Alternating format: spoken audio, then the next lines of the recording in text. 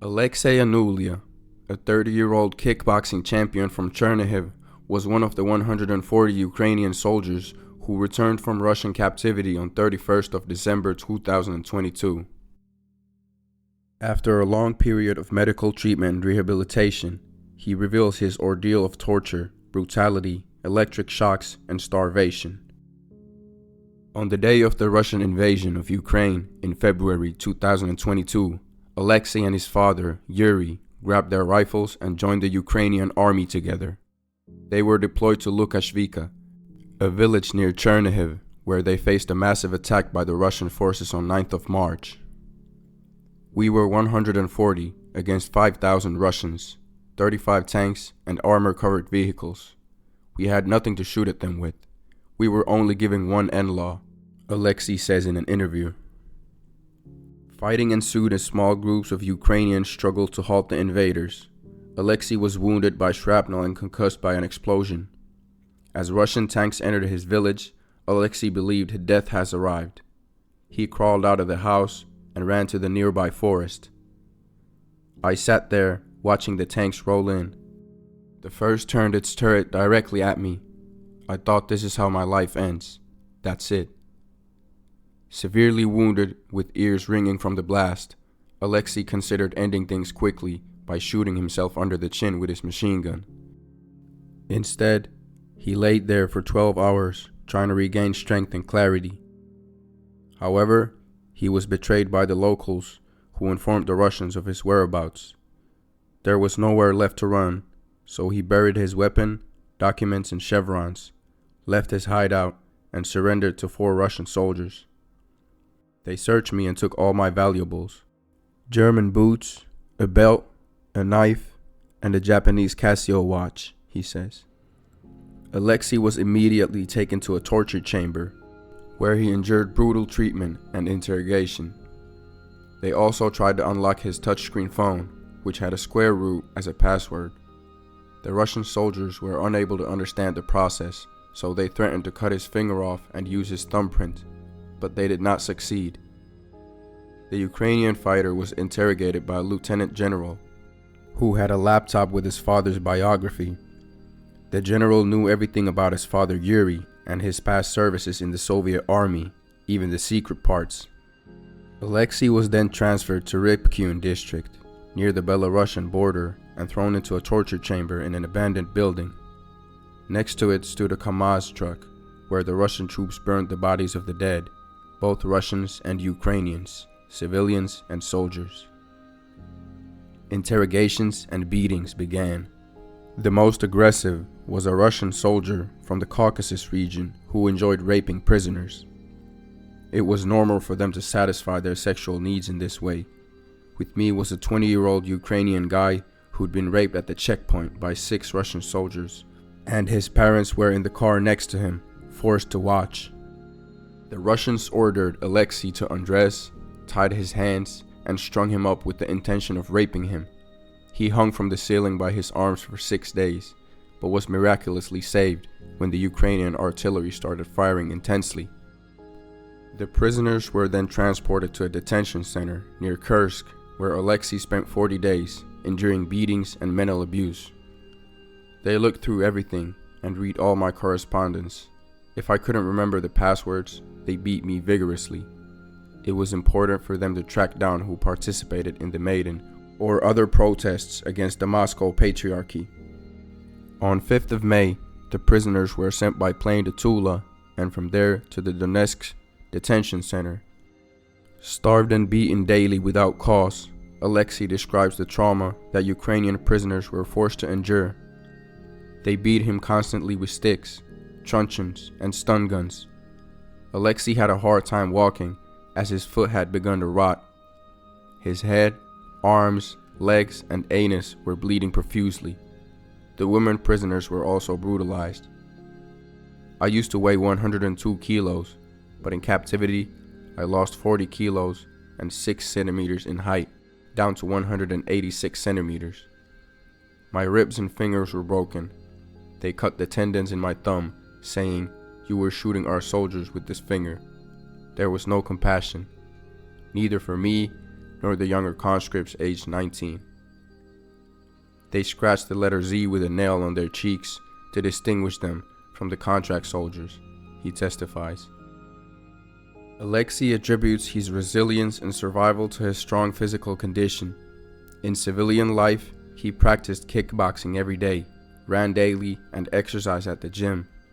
But now, despite being an athlete who could previously do 35 pull-ups, his health deteriorated rapidly.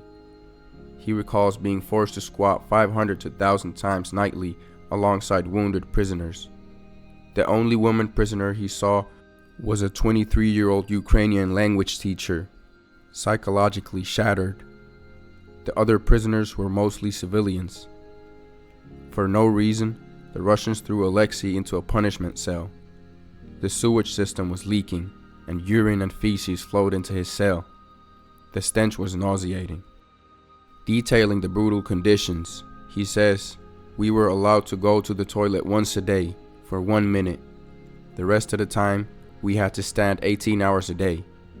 They were ordered to spread their fingers wide open and motionless. The guards made sure that no one closed their eyes. If anyone moved, the door would open. The guards would come in, drag the prisoner out of the corridor, and beat him savagely with their boots or truncheons. CCT cameras monitored their every move, and the slightest movement was rewarded with beatings." Yet even in darkness, Alexei maintained a flicker of humanity. He reminisced about his childhood days, his father and mother, and the life in the country. "In the cell, for some reason, I remembered my childhood, when I was 4 or 5 years old and playing with cars or walking with my dad."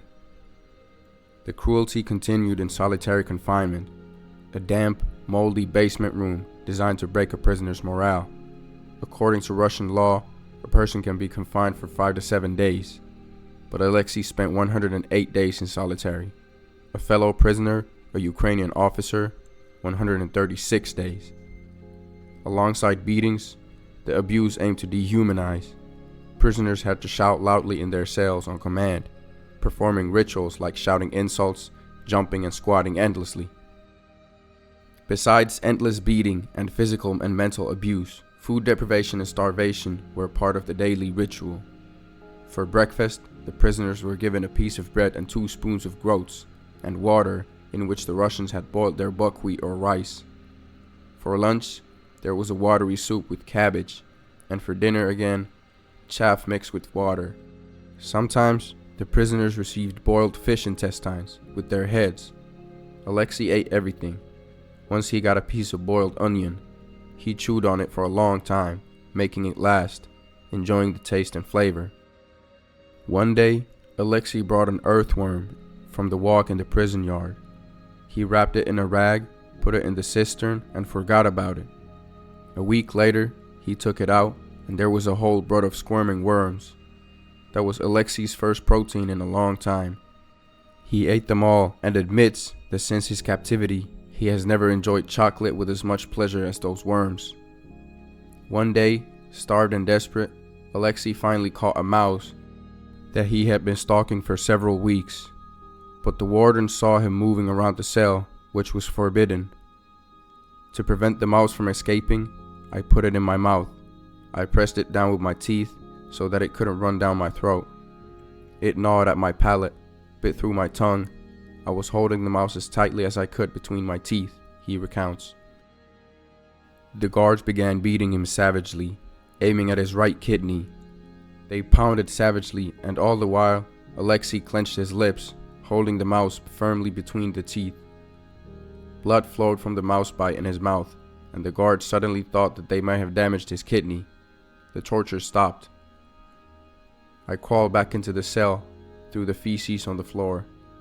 I barely had the strength to stand up, but my heart was full of joy. I didn't feel any pain. I realized that subconsciously I was chewing meat and it would help me live until the morning. My mouth tasted of blood and liver. Tufts of hair were stuck between my teeth. I spat out the mouse teeth. I chewed the tail for a long time. It was like a hard piece of chewing gum. There was little or no medical treatment in the penal colony, only intensifying injuries amid psychological torture. Medical visits and examinations were cursory, and medical complaints were met with more beatings. The blankets and bed were infested with lice. The prisoners were taken to a bathhouse once a week and given a minute to wash, but the bathhouse was also another place of torture. The Russians would get drunk, make the prisoners stand with their arms and legs apart, and stun them with electric shocks on their wet bodies. They hit the prisoners on the spine with wooden mallets and rubber truncheons. 3 vertebrae in Alexei's spine were broken.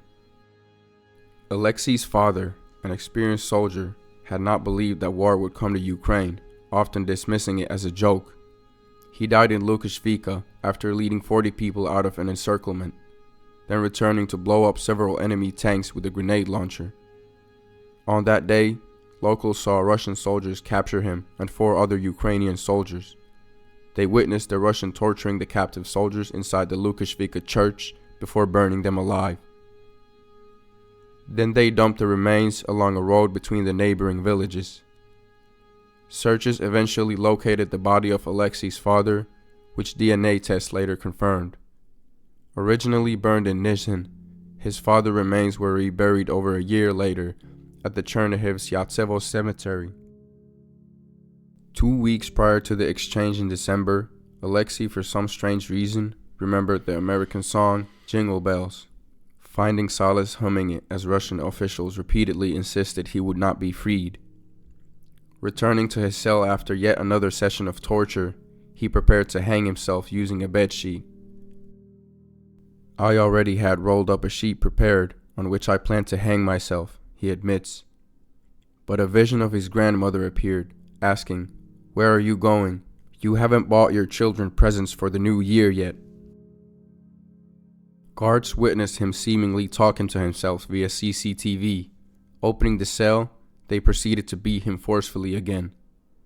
Of 192 Ukrainian detainees in that Russian prison on 28th of December, only a few men, including Alexei, received orders to pack their belongings, potentially indicating a transfer or an exchange.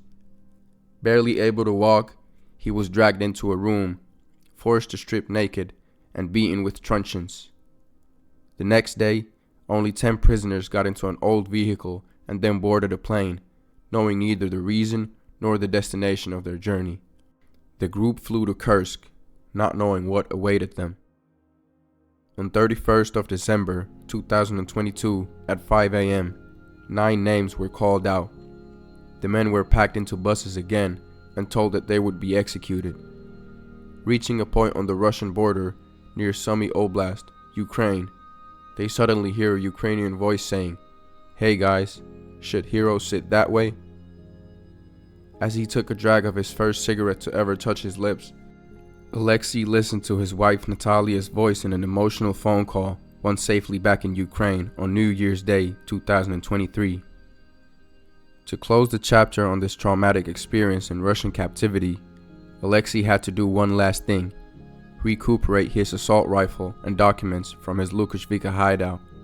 Alexei underwent 10 months of medical rehabilitation, 6 in Ukraine, spanning 16 hospitals, plus a month in Israel and 99 days in Latvia, returning in early November 2023.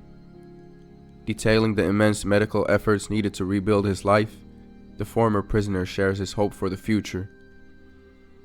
"My brother, 3 years younger, is now at the front. My mother was left alone. In captivity, there was only one thing that made me happy: the thought of my son and daughter. Nowadays, many people say that it's not the right time to have children, but I want to say that it's the continuation of the family." The former prisoner learned that his eventual addition to the exchange group occurred thanks to a former colleague's tireless advocacy, leveraging every possible Ukrainian and international connection until he succeeded in securing Alexei's release. Alexei Anulia knows that he survived thanks to friends and aid groups that worked tirelessly to free him from the hell of Russia's penal colonies. He continues to heal, determined to expose Russia's brutality and continue calling for justice. This was the story of Alexei Anulia, held in Russian captivity. I hope you enjoyed listening to this. Please like and subscribe, and I hope you have a great day.